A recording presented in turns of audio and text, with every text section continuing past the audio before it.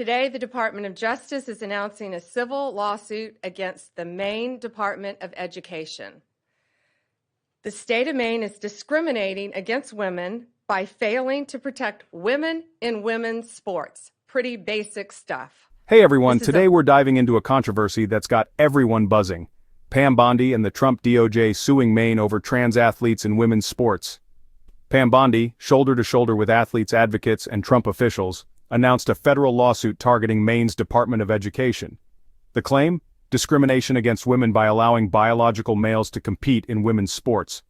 Bondi insists this isn't political, it's about fairness, safety, and legality. At the core of this case is Title IX, a federal law banning sex-based discrimination in education. Bondi argues that Maine's violation of Title IX. The Department of Justice will not sit by when women are discriminated against in sports. This is about sports. This is also about these young women's personal safety. I've met many of these women throughout the past weeks and months, and what they have been through is horrific.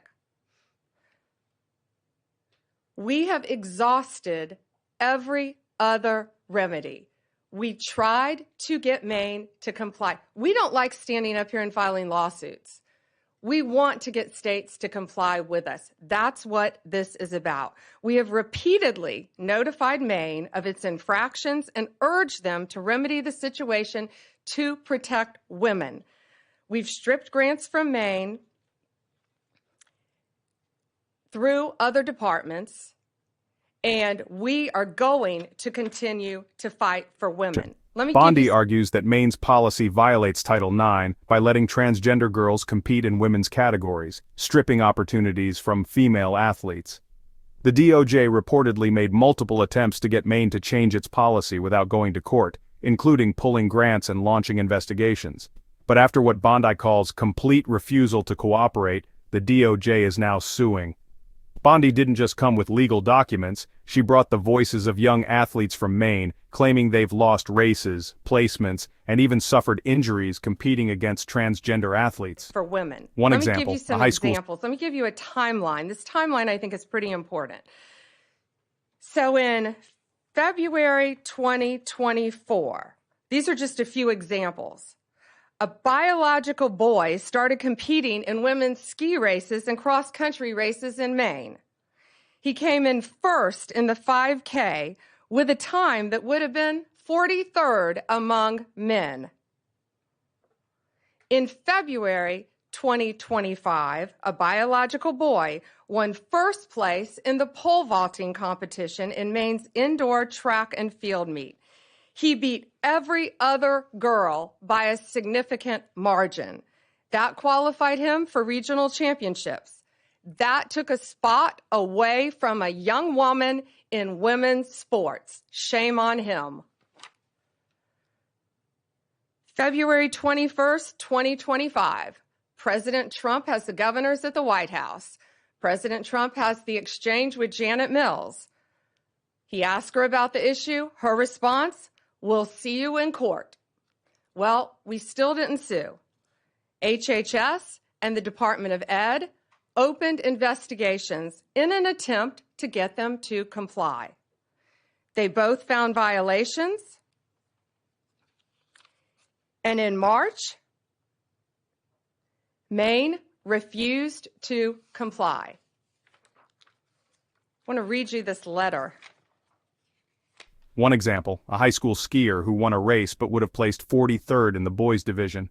Another, a pole vaulter, took a championship spot that could have gone to a young woman. If you're finding this insightful, hit that subscribe button and turn on notifications for more updates. The response? Fierce and divided. Supporters say it's a win for fairness. Critics call it an attack on transgender rights and inclusivity. Governor Janet Mills told President Trump, "We'll see you in court," and that's exactly what's happening. Activists on both sides are rallying their bases, making this a national flashpoint. The DOJ is seeking an injunction to stop Maine's policy, restore titles to a... This is from the Maine Attorney General to the Department of Education. We will not sign the resolution agreement. We do not have revisions or a counterproposal. We agree we are at an impasse. Nothing in Title IX or its implementing regulations prohibits schools from allowing transgender girls and women to participate on girls' and women's sports teams. Well, they must not be reading the same Title IX that we're reading. We believe they are failing to protect women, and it's not only an issue in sports. It is a public safety issue. These boys are allowed to go in women's restrooms. They are allowed to go in the women's dressing rooms and get fully naked and change in biological boys and change clothes in front of these young women.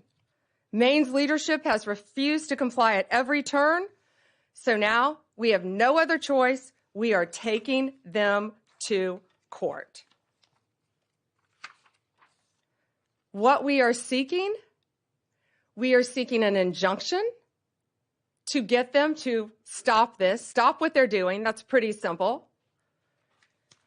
And we are seeking to have the titles returned to the young women who rightfully won these sports. And we are also considering whether to retroactively pull all the funding that they have received for not complying in the past. And I'm so proud of these brave young women standing behind me. I see and lots of parents in the front too, and I've met you. Thank you to the parents for supporting your daughters and telling them it's okay to fight back and stand up for what they believe in. Some of these young women have endured vicious injuries, too, as a result of boys playing in their sports. It's my honor now to introduce to you our Secretary of Education, Linda McMahon. Restore titles to affected girls and potentially pull funding from Maine schools. This case could set a legal precedent affecting how states interpret Title IX. With the 2024 elections looming, this might become a defining issue for voters. This lawsuit is more than a courtroom battle. It's a cultural collision of rights, identity, and fairness. Will the courts side with the Trump DOJ or Maine's policies?